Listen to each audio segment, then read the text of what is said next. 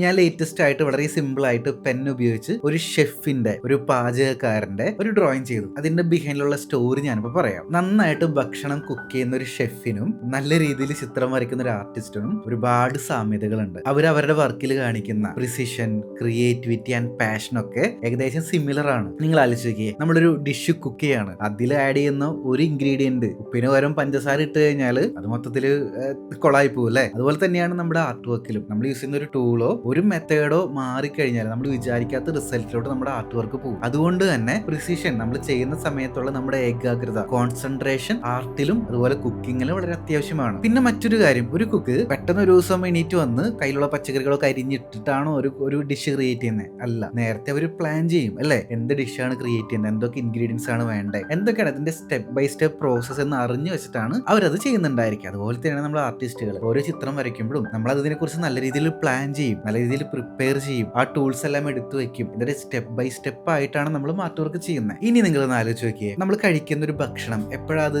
Beautiful ആയിട്ട് മാറുക? അത് ഉണ്ടാക്കുന്ന ആള് അതിലൊരു സ്പെഷ്യൽ സംഭവം ചേർക്കുമ്പോഴാണ്. ചിലപ്പോൾ അത് സ്നേഹമായിരിക്കാം, എക്സ്ട്രാ കെയർ ആയിരിക്കാം, ഒരു ഇമോഷണൽ കണക്ഷൻ ആയിരിക്കാം. നമ്മുടെ ആർട്ട് വർക്കും മറ്റുള്ളവർ ഇഷ്ടപ്പെടുന്നുണ്ടെങ്കിൽ അതിലൊരു സീക്രട്ട് ഇൻഗ്രീഡിയന്റ് നമുക്ക് ചേർക്കാനുണ്ട്. കുക്കിംഗ് പോലെ തന്നെ അത് ശരിക്കും ആർട്ടിസ്റ്റിന്റെ സീക്രട്ട് തന്നെയാണ്.